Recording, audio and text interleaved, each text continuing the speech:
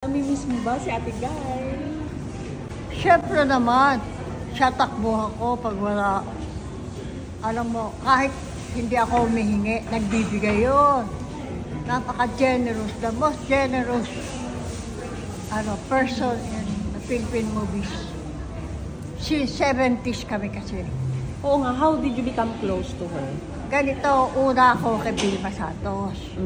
Tapos, inaya kami ng mga Tower Production na sumanib sa grupo ni Nora Honor. Kaya, ayun, sali ako sa grupo ng Nora Honor ng Tower Production. Mula noon, naging close kami. Nagselos. Alam ko, nagselos. Pero siyempre, hindi na kumbaga, siyempre, magkaribal yung dalawa di ba? So, kailangan, magkaribal yung Nora at saka Vilma Santos. Pero, talaga ako una kay Vilma Santos sa unang reporter-writer. Naging close ko at tumira pa ako sa kanila, ganyan. Sama ako sa mga shooting, sa mga taping.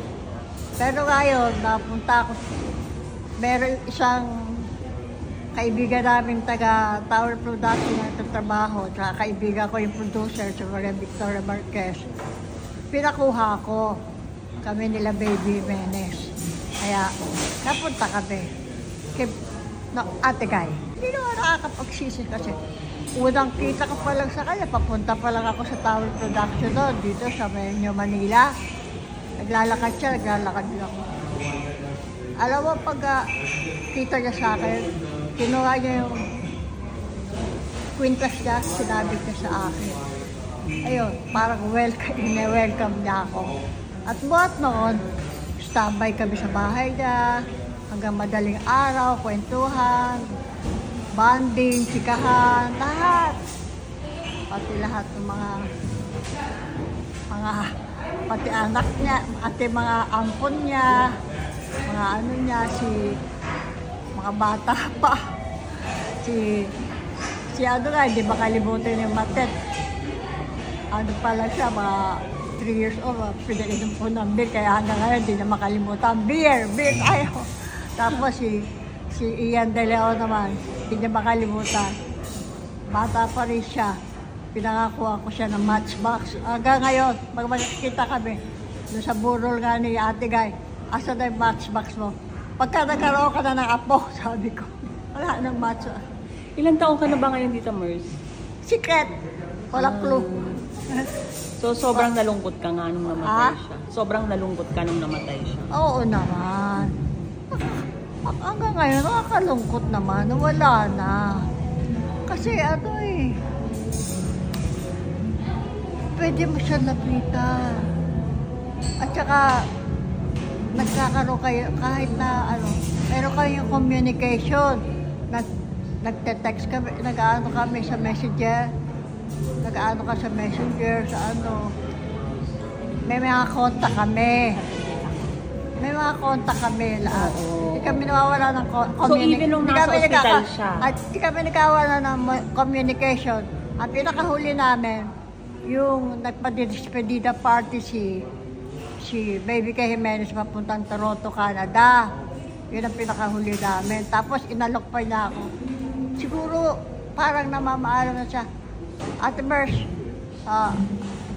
Mercy, gusto mong marketing arm sa Channel 13? Sabi ko, hindi ko na kaya kasi nabili mo na ba Channel 13? Wala nga akong pera, paano ko bibiling yun? Sabi niya. Yun. Tapos, pinakahuli. A month before? No, a day before. Ha? Inalo ka ng Channel 13 a day before? Nasa ospital na siya noon. A day before, nasa almost, pabalik-balik din ng hospital, itinalok siya.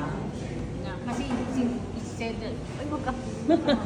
Yung very close Hindi ba yung mama, bago mamatay si Guy, a day actually, days before not month. nagsabi, nag-chat siya kay mama. Iba yung inalok ka sa Channel 13, o the MERS, kamusta yung ganito. Oo, Channel Everything. 13. Inayos. Tapos, Pero pinakahuling binigay niya sa akin, 20 mil. Hindi naman ako nangihingi. Basta na lang. Pero napadala lang siya. Ganun siya. Ganun siya.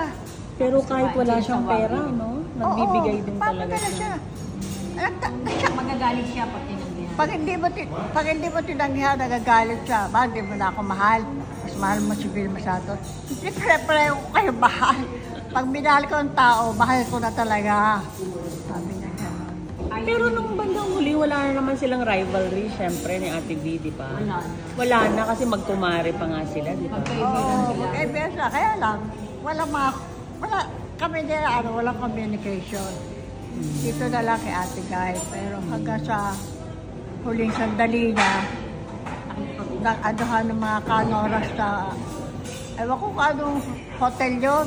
Doon ko siya huling nakita. Naka-wheelchair siya. Aberdeen. Oo, sa Aberdeen. Doon ko siya huling Yun nakita. ang month before yun. Anong event yun? Naka-wheelchair na siya. Party na. Tapos, ang huli Thanksgiving party. ko kita sa kanya, naka-wheelchair siya. Papanik na siya sa itaas, ang kanyang dressing room yata o room. Hinalikan ko siya dito. Yun ang huling halik ko sa kanya. Pero Yun yung ang huling communication, kita namin. So, nagte-text talaga Tapos, kayo. chat me. Pero kwentong Yung mga anak pag-ibig. niya, sinalot-lot, lahat. Nakakalungkot talaga. Wala. Nakakabigla, ano? Pero para sa akin, parang buhay pa siya. Para sa akin, nandiyan pa siya. Dahil, Para sa akin, parang nandiyan pa siya. Oo. Sana lang wag na mag-away-away ang mga anak. At saka mga kamag-anak. Bait naman eh. Sana lang. bakit tungkol sa mana? O anong Ha? ano naman ang pag-aawayan nila? Hindi naman yun. Hindi natin alam. Mga Eringa, hindi natin alam. Huwag naman sana. Magbati-bati na lahat. Basta, ang importante, pagdasal natin na si Ate Guy maging masaya na sa heaven at lahat ng mga mahal niya sa buhay matulungan niya kay Lord God Jesus Christ na bigyan ng magandang buhay. Lahat. Pero Lahat Tita tayo, Mercy, lahat ng mga kanoras, lahat ng mga kamag-anak niya, mga kaibigan niya, mga fresh people na naging ano niya, close na close. Yun. kayo nila Portia ba, no? Portia, Vivica Jimenez. Ako. Original. Ang original ko, 70s kami eh. 70s. Vilma Nora, 70s sila sumikat. Sikat sila sa mga publicidad namin. Publicity sa mga comics magazine. Wala pang social media noon. Kaya doon sila bomba publicity. Ako nga pinupuntahan pa ako ng mga ilang editors no, sa mga comic para lang magsulat. Nora, Vilma, gano'n. Pinupuntahan pa ako noon. Pero kung isusulat mo yung libro ni Ate Guy, gusto mong, papayag ka ba kung isusulat mo yung libro o script ng buhay ni Ate Guy? Kasi close na close ka, di ba? Hindi ko masabi. Baka hindi ko masabi. Mahirap mag-ano. Paano mo ba i-describe ang naging buhay niya? Colorful, di ba? Basta yung samahan namin, very colorful, masaya ang bonding namin, chikahan, bonding. Yun, lagi. Tapos kung mag-blow out pa siya, mahal-mahal, steak o tapos. Wagyu. Ano? Kailan? Dinner siya sa Wagyu. So sa Eastwood, ang mahal-mahal na steak doon, 1,000 yata isa. No, more than that. Ay, more than 1,000. Ay, magkano? Wagyu. Depende, mga 3 to 5,000. No, walang 5,000. Magkano? Parang yung isang maliit is 8,000. Magkano? Ganun kalaki, more nasa 10. Ay, oo, nasa 10. First time ko nakakain ng steak na gano'n kamahal. May picture ka ba? May picture ba? Marami siyang picture. May picture tayo, kaya lang wala. Sa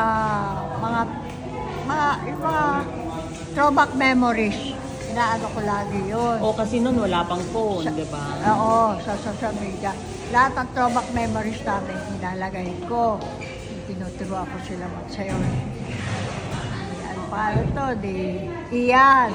Bata pa si Ian. Mga Ang hirap ng hanapin. Ayun. Ang anak ni Ian, mag-aartista na rin si Jaden ba yun? Malaki na. Yung bata. Yung bata. Malaki na. Parang interesado. Asa na si John Rendes? Ayun, nasa Pampanga, di ba? Ano ba talaga ang relasyon nila ni Ate Guy? Ha? Parang mysterious friend siya ni Ate Guy, ganun ba? Nagkakilala sila nung sa isang disco bar sa Malate. Si John Rendes ang tawag doon? Is This Jackie. DJ. Wato, nagkakilala na sila. Pupunta na kami, alis kami na Beba. Tapos naging magkaibigan na sila. Yun.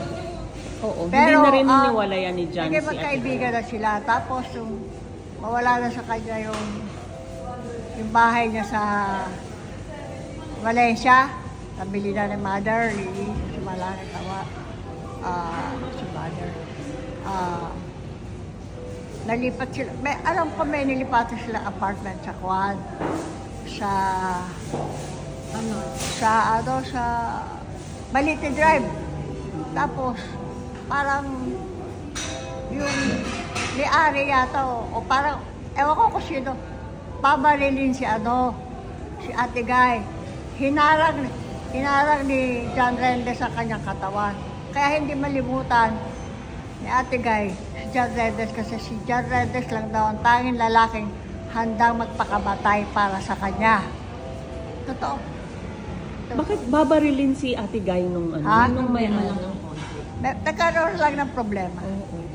Pero may barili siya hinarang ni Kaya doon napamahal si Tinuring John niyang Rendes. Tinuring niyang anak. Talaga, oo.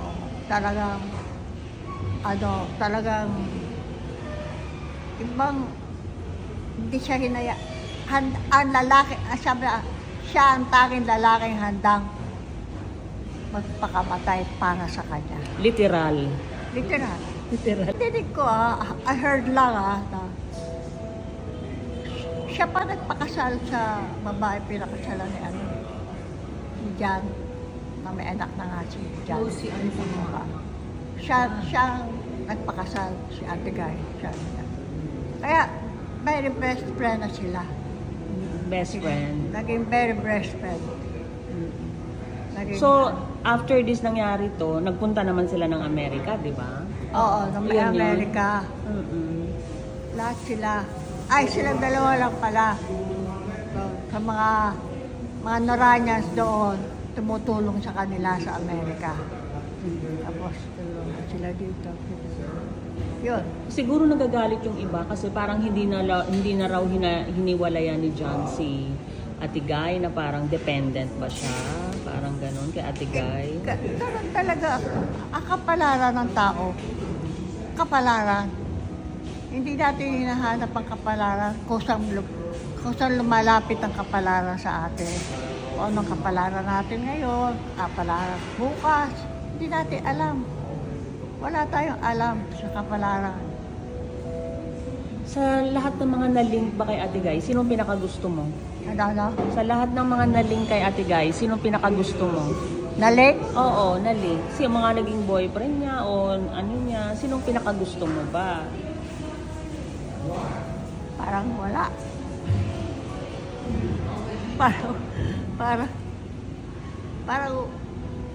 Parang nagustuhan ko na si John Rendes. Kasi siya pinakahuli. Saka pinakamatagal. Siya pinakahuli, pinakamatagal. Ito kasi din mga kayo. Lahat. Hindi nakita Ng mga... ng iba. Kasi kami pumapasok pa sa kwarto. Mismo sa loob ng kwarto. Nakatapos sa kwarto. Lahat kikita niya yun. Pero na-link na-link. Eh, kala ko ba kaibigan niya si Jan Rendez or ano? Tinatanong kita kung sino sa lahat ng na-link. Parang... Yung una yata nagkaroon sila ng something. Yung una. Unang chapter ng kanilang buhay. Pero nung lumaon, naging parang na mag-anak. Naging relative. Parang hindi na iba. Kasi nag-asawa rin naman siya. Kasi pinakasal niya si Jan sa ano niya, sa iba. That's what I heard. Pinakasal niya sa isang babae. Karoon ng anak si Jan. Tinanggap naman niya. Hindi ko lang alam kung tinanggap niya sa Eastwood, sa ano. Pero parang andinig ko tinanggap niya. Kaya, Ano naman masasabi? Medyo may alam ka ba tungkol kay Kokoy? wala tsaka kay akong Ate masyado Guy? alam kay Kokoy. Okay. Ang alam ko lang una, si Gayan Pitt, pero hindi naman na ano tuloy. Tapos si Christopher De Leon, kinasal sila sa beach ni Tita Kichi Benedicto sa Malangit na Wadeno. Ayun. Pero naghiwalay din eh. Oo nga eh. Wala. Walang bakit hiwalay. So talagang misteryoso yung part ni Ate Guy tsaka ni Kokoy, no? Parang walang masyadong nakakaalam. Sino ba sa tingin mo ang greatest love ni Ate Guy? Yeah? Greatest love ng Ate Guy, sino ba sa tingin mo? Hindi ko masabi. Hindi ko masabi kung sino greatest love niya. Pero alam mo, Kasi para lahat love niya eh. mapagmahal. Lahat, mapagmahal. Lahat ng gusto niya tulungan. Sa Iriga, yung mga farmers, pinagbibigyan. I heard pinagbibigyan niya ng mga lupa. Eto na lang ang pera niya, ibibigay pa sa'yo. Yun, alam mo yun? Ito bago siya mamatay. Wala na siyang TV project. Pero nagkaroon yata siya na pinadala na ko 20 mil. Hindi na yung wala yun. Basta na lang. Emersa, ito pala na. Pero bago yun, nakita-kita pa rin kami. Kita kami sa despedida ni Baby K. Yun ang huli. Yung magkayakap kami. Magkayakap kami. Yun ang pinakahuli. Yun ang huli namin, siya rin ang gumasto sa ngayon, sa Marios. Paborito niya yung Marios. Marios sa Tomas Morato. Tapos, nadala ko lang 2,000. Pamasahe mo. Yun. Binigyan ka? Hindi siya aalis. Hindi ako na hindi siya nag-aabot. Lagi nag-aabot siya. Pag tinanggihan ni mama niya. Kahit konti na lang ang pera niya, nag-aabot pa siya. Ganun siya ka-generous na tao. Consistent talaga ang sinasabi ng mga tao niya, na generous siya. Napaka-generous. Magagaling siya. Sa buong ano. So bukod dyan sa mga pagbibigay sa'yo, ano pang pinakamagandang alaala nyo? Mga labas nyo or Pinagamot memories? Ha? Pinagamot niya yung goiter ko. Oo nga, ayun dito. Goiter ko. Pinagamot niya no. Anong year to? Pinagamot siya kay Dr. Gab. Siya lahat. As gumastos ng gamot. Gumaling naman na wala. Parang umuulit-ulit. Wala na siya. Wala Si Imelda na. Papin. Ha? Nasa sweepstakes. Si Wala Imelda. na siya. Pero kung alam niyo, papalok. Tsaka kung marami siya project, hindi ka talaga pababayaan. Marami siya project. Yung bandang huli, wala, nagkasakit na siya. Ang tinig ko kasi kinuha siya sa hindi maoperahan nga siya. Oo. Pero ano, bait talaga siya. Inaoperahan siya. Sana pala yun. Pero ano pala, no? Nung tatlo ang movie nila ni Kokoy Laurel. Wala ka sa shooting noon. Tatlo ang movie nila eh. Lollipops and Roses. Ano ako? Impossible Dream. Ano sila good, pero no string attached. Oo. Ano ba yun? Kumusta naman ang ano nila noon? Ah? Shooting, yung mga ganon. Ano, kumusta naman? Dinadalaw mo sila noon? Kumusta sila? Sa shooting. Yun, Lollipops and Roses. Okay. Impossible Okay. Dream. malungkot. Smooth ang shooting. Oo. Lahat ng shooting niya smooth. Walang ano. Hindi siya cause of delay. Never. Never cause of Kasi delay. hindi ko ma-imagine nung 70s, parang ang dami niyang pelikula, di ba? Parang kumusta ba buhay niya noon? 72 na siya. 72? O 73? Hindi, nung 1970s, ang dami niyang pelikula. Sobrang ang dami niyang pelikula. Kumusta ba buhay niya noon? Tower Saka- production eh. Linggo-linggo meron. Oo nga. Linggo-linggo meron, tower production. Parang nagkakasakit yata siya noon dahil masyadong busy. Oo, kinuha ng direct Artemio Marquez sa birthday ngayon, October 2. October 2, birthday ngayon ni Direk. Kinuha siya doon. Sunod-sunod ang pelikula ibinigay sa kanya. Kaya nga tinawag na pito-pito ang pelikula noong araw. Pito-pito. 7 days shooting. 7-day shooting. Tapos, Pero bakit ang bilis ng pagpapakasal niya kay Boyet, no? Parang mabilis lang yun, no? Ano bang story nun? hindi natin alam. At sa kanila na lang yun. Ayaw ko magsalita, ayaw ko mag-comment. Dahil bata pa sila nun, ano? Mahirap. Impulsive. Mahirap. Hindi natin alam. Siguro talagang pinaghiwalay sila ng tadhana. Tanggapin na lang natin. Pinaghiwalay sila ng tadhana. Yun na lang. Yun na lang mga. Basta pinaka-the best. Since naging reporter ako ng 1970s hanggang sa mamatay siya. The best. Ever. Nora o Nor? Si Nora Honor ang pinaka-the best na naging alaga o kaibigan. Malapit na kaibigan. Naging alaga, siguro o malapit na kaibigan. Sabihin na lang natin malapit na kaibigan. Ano nga pala ang pinaka-paborito mong mga movie ni Ate Guy? Movie niya, Oo, anong paborito mo? Bona. Hmm. Saka Achay ba yan? Kanya yan? Antiba. Bona, Achay. Ay, halos lahat. Halos lahat. Yun. Sana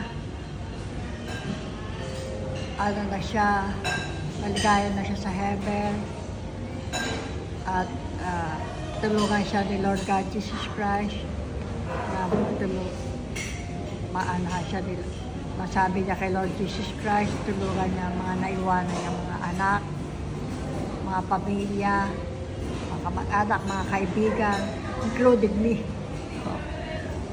Lahat ng mga basta yun, lahat yun. At pagandahin niya uli, ilapit na kay Lord God Jesus Christ na pagandahan niya uli ang ating Philippine movie industry na masyado na-apektahan ng nagdaang pandemic. Oo nga. Natamaan din siya kasi ng pandemic eh. Oo. Kaya kaya nagkaganon, kahirap-hirap sa ano. Lahat tayo affected ang financial resources. Lahat tayo. True. I agree with that, Tita Mercy.